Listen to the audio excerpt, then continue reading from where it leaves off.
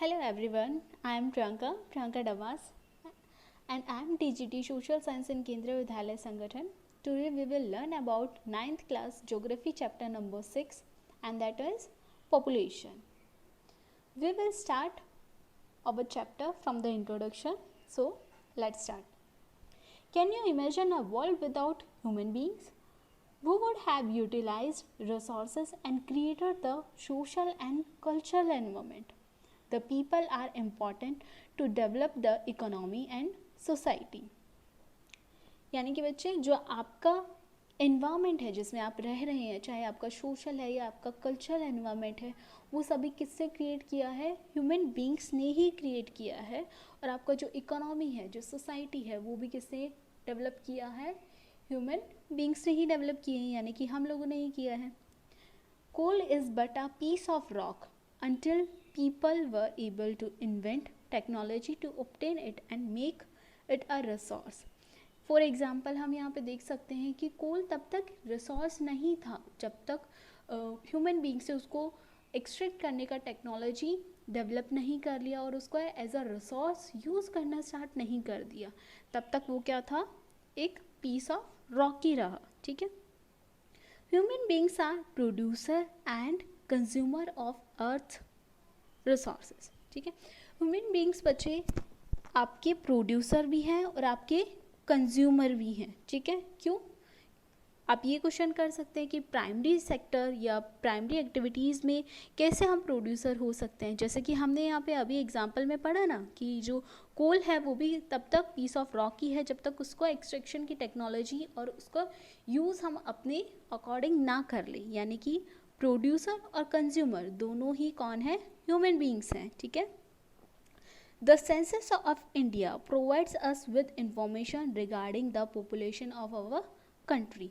अब इसी के एस्पेक्ट में हम बात करते हैं बच्चे कि आपका जो सोशल साइंस का जो भी मैक्सिमम जो पार्ट है वो चाहे वो नेचुरल डिज़ास्टर के रिगार्डिंग हो या रिसोर्सेज के रिगार्डिंग, यानी कि इकोनॉमिक्स में जो हमारा मेन मोटिव होता है डिस्ट्रीब्यूशन ऑफ रिसोर्सेज, उसके अकॉर्डिंग हमें इम्पॉर्टेंट हो जाता है कि हम अपने सेंसस के बारे में, अपनी पॉपुलेशन के बारे में अच्छे से नॉलेज गेन करें, अपनी इंफॉर्मेशन हमारे पास हो. तो जो पॉपुलेशन के रिगार्डिंग जो भी इंफॉर्मेशन प्रोवाइड कराई जाती हैं उसी को क्या बोला जाता है? सेंसस बोला जाता है. अब हम यहाँ पे सेंसस की ही डेफिनेशन लेते हैं कि सेंसस होता क्या है.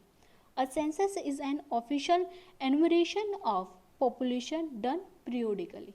यानी कि बच्चे जो टाइम टू टाइम काउंटिंग होती है पीपल्स की, ह्यूमन बींग्स की एनुमरेशन होता है, उसी को क्या बोला जाएगा? सेंसस बोला जाएगा.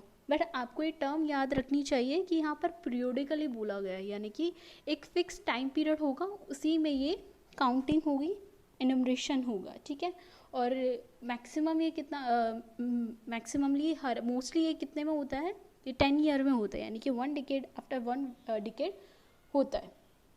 इसी में हम मेजर 3 क्वेश्चंस का हम यहाँ पर डिस्कस करेंगे इसी चैप्टर में.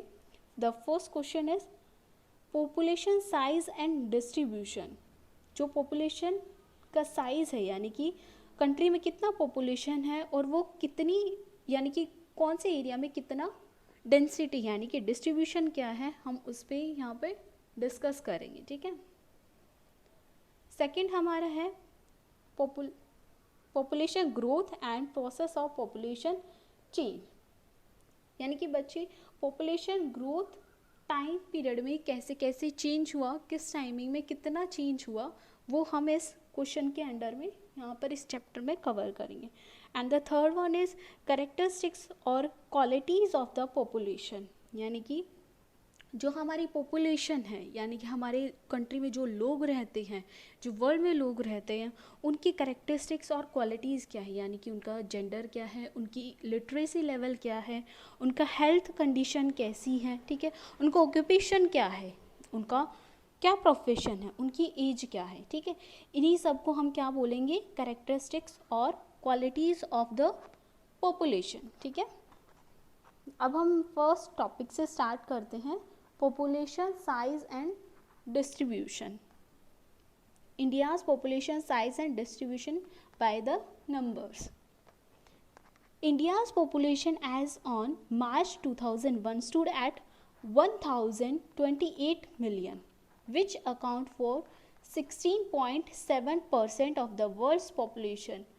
बच्चे यहाँ पर जो आपका ये दिया गया है डाटा, ये 2001 का है, ठीक है, और आपका कितना बताया गया है यहाँ पे 1028 मिलियन यहाँ पे पॉपुलेशन बताया गया है कब 2001 में।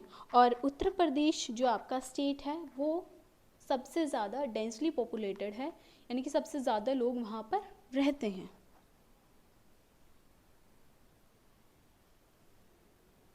अब हम यहाँ पे देखते हैं, अगर हम एरिया वाइज देखें, यानी कि वर्ल्ड में हमारा जो एरिया है, इंडिया का जो एरिया है वो कितना है 2.4% है, ठीक है। और जो हमारा पॉपुलेशन में कंट्रीब्यूशन है, यानी कि जो इंडियन लोग हैं वो वर्ल्ड के कंपैरिजन में कितने हैं, वो यहाँ पर हम देखेंगे 2001 में वो कितना था 16.7% था। बट अगर हम 2011 की बात करें तो बच्चे कितना होगा 121 करोड़ होगा। Yes, you are right now. Population as per Indian census is 121 crore and India with 2.4% of the world's surface area accounts for 17.5% of its population. यानी कि population में अब कितना distribution हो रहा है 17.5%, okay? यहाँ पर हम डिस्कस करेंगे अब कि कई सारे स्टेट में जो पॉपुलेशन डेंसिटी है वो वेरी करता है। जैसे कि एग्जांपल के लिए देखते हैं, Sikkim has a population of just about 0.5 million and Lakshadweep has only 60,000 people. Yes, 16,000 people. Almost half of India's population lives in just 5 states. These are, as you can see here, these are Uttar Pradesh, Maharashtra, Bihar, West Bengal and Andhra Pradesh. India's population distribution by density. अब हम बात करते हैं बच्चे कि इतने states में ऐसा क्यों है कि कुछ स्टेट में इतनी ज़्यादा पॉपुलेशन रहती है और कुछ स्टेट में इतनी कम क्यों रहती है। इसके लिए हम एक वर्ड यूज़ करेंगे पॉपुलेशन डेंसिटी, और उसका मीनिंग क्या है बच्चे, population density is calculated as the number of persons per unit area, ठीक है। The population density of India in the year 2001 was 324 person per square kilometre. या तो बच्चे जो आपका 2011 में है वो आपका डाटा चेंज हो चुका है, जो कि 382 है, ठीक है। यानी कि अभी आपका अगर करंट का हम एज पर सेंसस 2011 की अगर हम बात करें तो आपका इंडिया का जो पॉपुलेशन डेंसिटी है वो कितना है 382, ठीक है। अब हम यहाँ पर डिस्कस करते हैं कि ऐसा क्यों है, ठीक है, कि वेरिएशन क्यों है इतना यहाँ पर। Assam and most of the peninsular states have moderate population densities.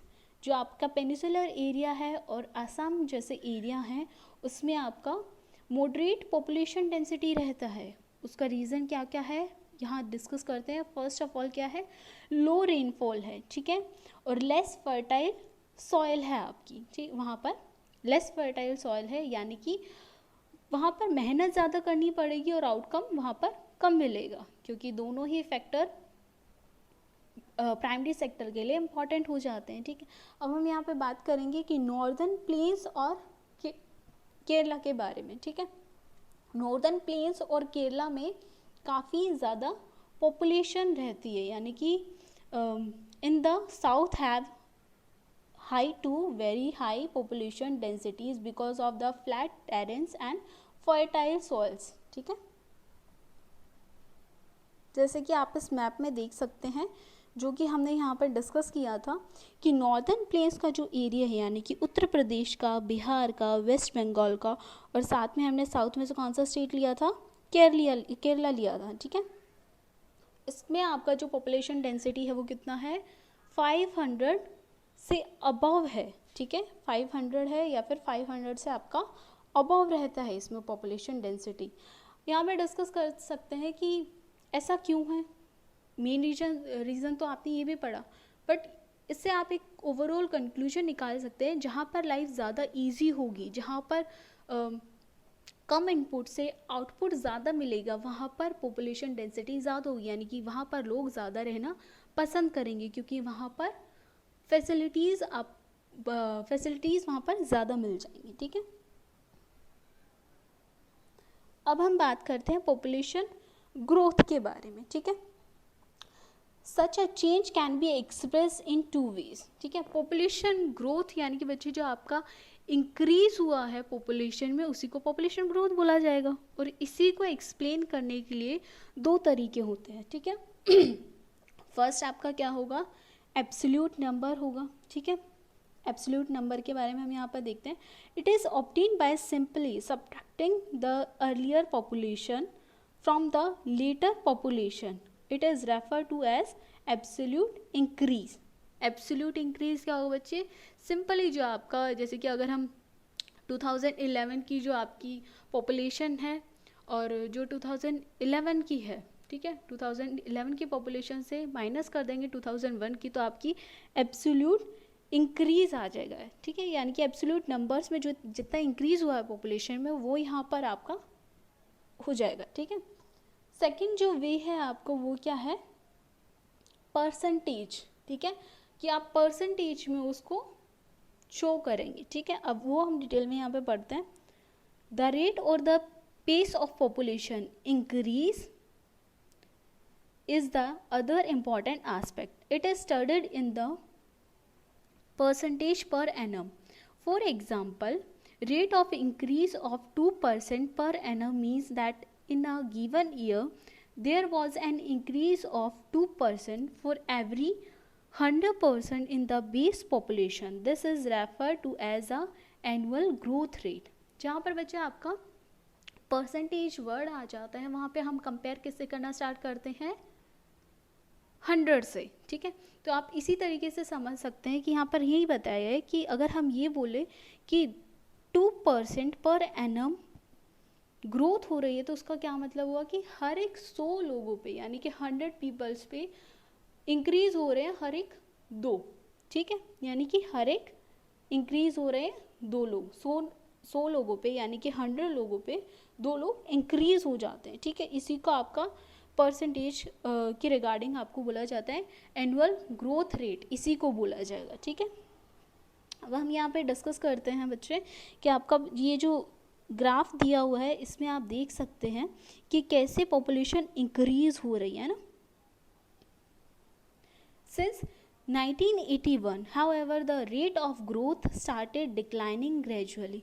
जो आपका 1981 से है बच्चे, आप देखेंगे कि जो ग्रोथ रेट है वो थोड़ा डिक्लाइन होना स्टार्ट हुआ है। ठीक है,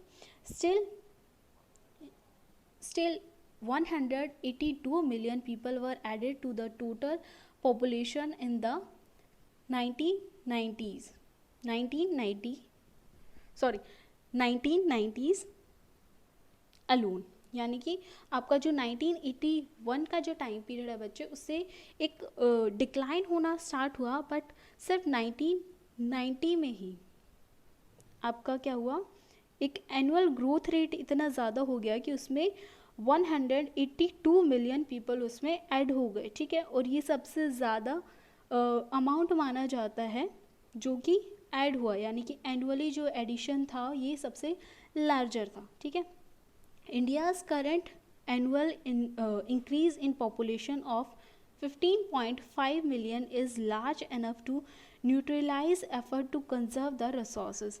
यहाँ पर बच्चे आप देखेंगे कि हालांकि हमारा स्टार्टिंग से कम हुआ है, जितना इंक्रीज स्टार्टिंग से हो रहा था उसमें थोड़ा कमी आई है, बट अभी जो हमारा इंक्रीज रहता है वो 15.5 मिलियन का रहता है, जो कि किसी भी गवर्नमेंट के एफर्ट्स को न्यूट्रलाइज करने के लिए